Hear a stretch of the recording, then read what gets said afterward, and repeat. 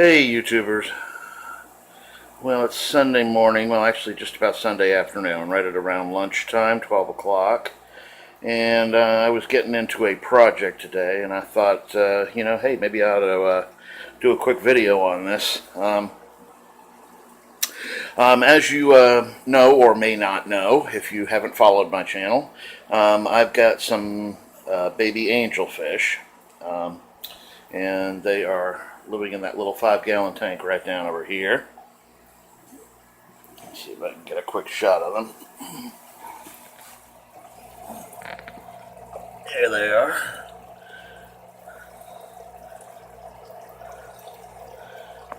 Kind of hiding behind the filter and they're down there. At any rate, there's 6 that I know are viable. There's one other one that doesn't look quite right, and I don't know that he's going to make it. But at any rate, if you go back and look at a couple of my videos in the last couple or whatever, you can kind of see the progression of from eggs to this stage. And I decided that it's time to give them a grow-out tank. They started off in a little hang on the side thing up when they were just eggs on the leaf, and I had them in there a couple of days, and then I switched them up to the bottle method, which was a gallon bottle, which is sitting over there on the floor right there, that has some foam rings in it and stuff, and it's got a bubbler. It pulls water through the top down past the babies and when they're in their wiggler state and just first free swimming state. Keeps them safe inside the bottle so that none of the other fish on the outside can get to them. Yet they could still be in the same water as the parents. They're just protected inside the bottle. So I raised them in the bottle to a state where they'd been swimming for about a week or so, and were very greedily taking baby brine shrimp, and moved them over here to this little 5-gallon. And they've been on there about a week and a half, 2 weeks. I think they're right at the month point right now. There's that one that's kind of swimming around on the side. I don't know if he's going to make it or not. It looks like he's got some sort of imbalance. Maybe a swim bladder problem or something. Anyway, back to the story. They've been in here for a little while, and I decided since Petco was still running their $1 a gallon sale, I'd go down and I was initially going to get 2 10-gallon tanks and split them up, 3 in one and 4 in the other, or 3 and 3, whichever, however I work it out. Unfortunately, when I got to the store, they didn't have but one 10-gallon tank available. So I thought, well, then I'll get a 20 long. Well, they didn't have 20 longs available either. They decided that the 20 longs weren't going to be part of this sale. They had the 20 highs. So initially I was going to poo-poo that idea, but when I thought about it, it's angelfish. They're not lateral swimmers. They kind of move up, down, and all around and everything like that, and they don't usually dart as much. So 20 high wouldn't really be a bad choice. As a matter of fact, the only 2 fish that I just personally would put in a tall tank would either be a angelfish or discus, because those are the only 2 fish that I think really, could go in something like that. As I said, that's just my opinion. I'm sure there's a lot of you out there that have different fish in them. I just personally like the shorter, wider tanks for most fish, because I feel that they want to swim laterally a lot. And anyway, so today is moving day, and I just fed these guys, and as you can see, there's a lot of mulm on the bottom down there, and the Java moss is kind of mucked up, and that little sponge filter right there in the corner needs to be squeezed out real good. But I figure, instead of going through a whole new cleaning thing and spending, half a day cleaning it and stuff like that. What I'm going to do is I'm going to probably take about 2/3 of the water out of this, and they are going to be moving as we take a trip.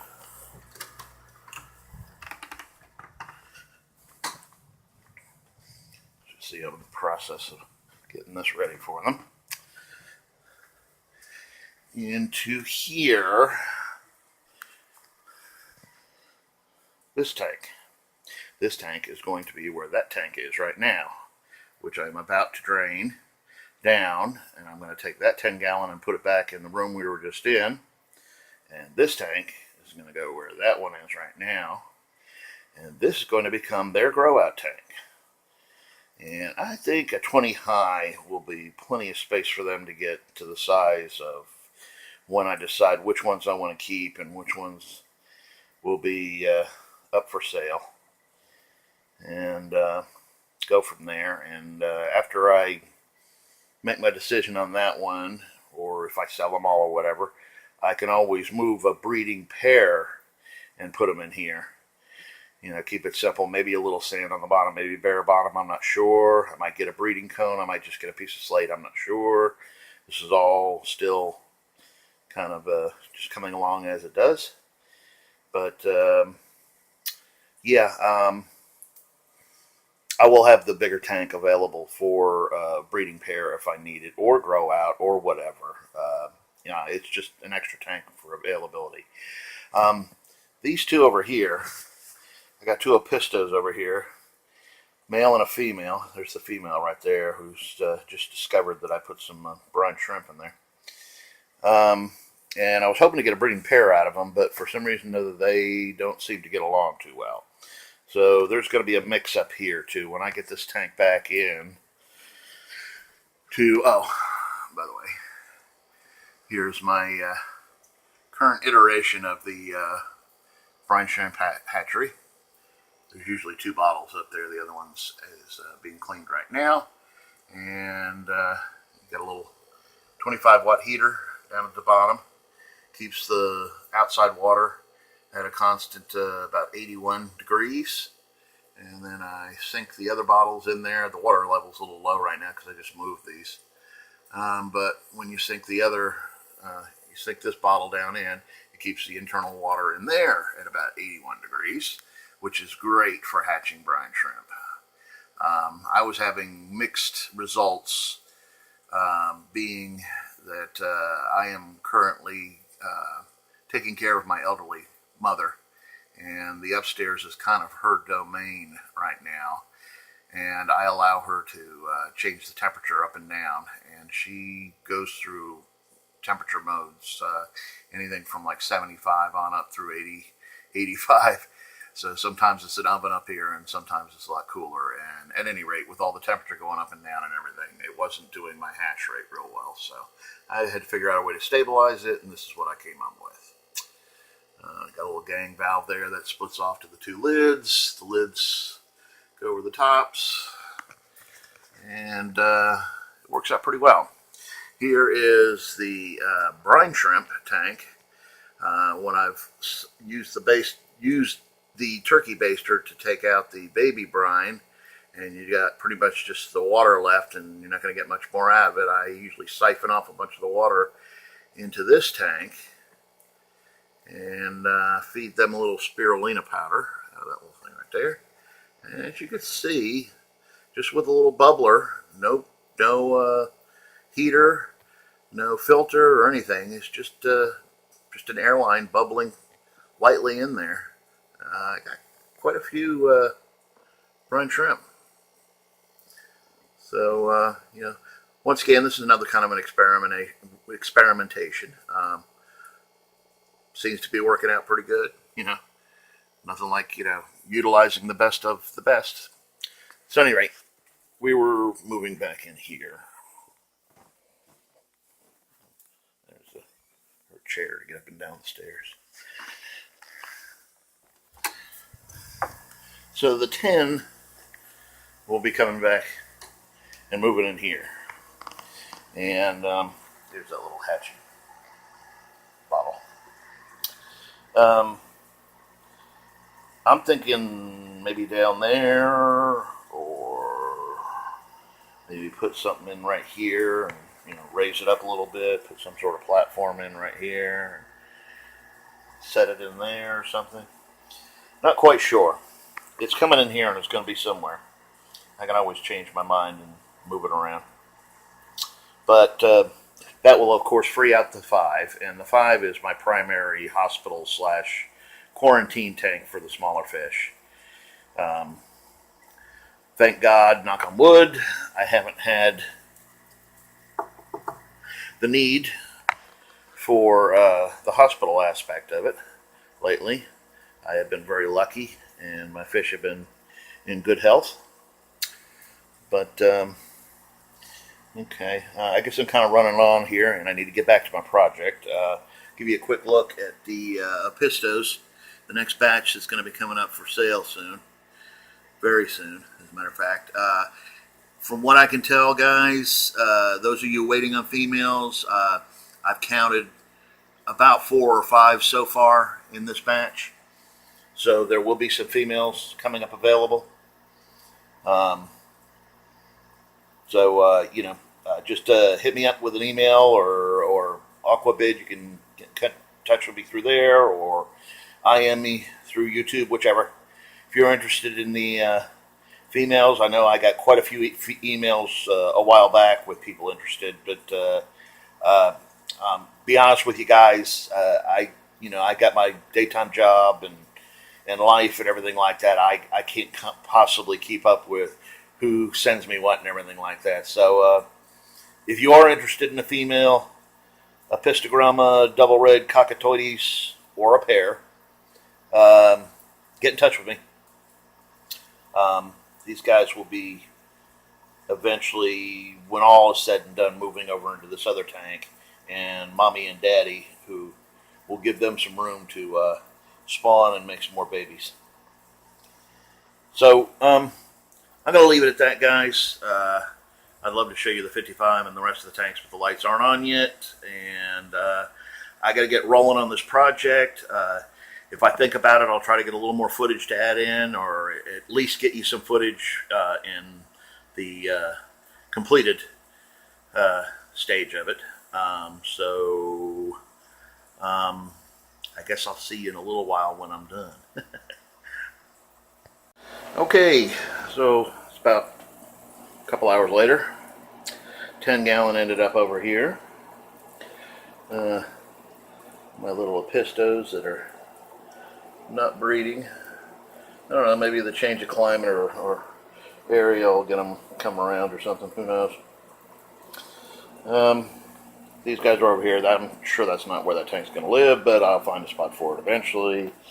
As you go over here, dum 5-gallon is virtually empty. It's just got the mulm and crap in there left over from, and it's shortly going to be going in and drained out completely and cleaned up, scrubbed up, and so on and so forth, ready for new occupation when needed. And we will walk over in to the new grow out room, and there it is. Nice big old 20-gallon tall. And right now I got the babies in this little container right here. There's actually 8 of them. 6 of them looking good. The other 2 are looking pretty sickly. Laying on their sides and not swimming straight and acting kind of weird. Runts of the batch. I don't know if you can... I can't even see them.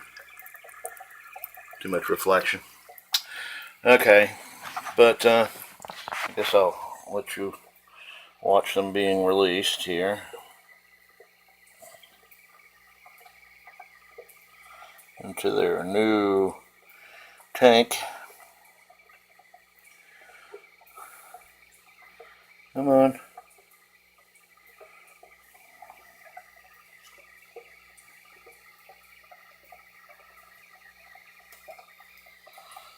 And there they are.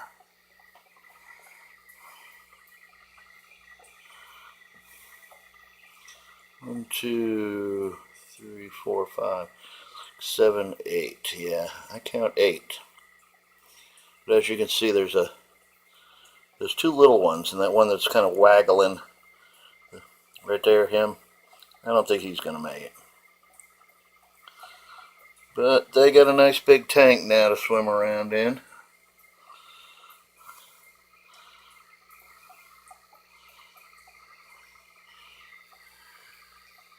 So, we'll see how they do.